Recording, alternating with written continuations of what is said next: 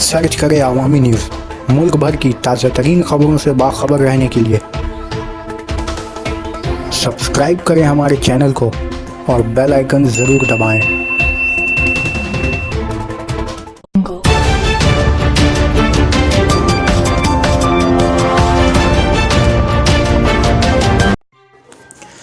पांडुआ में एक बेटे ने अपनी मां की जान ले ली।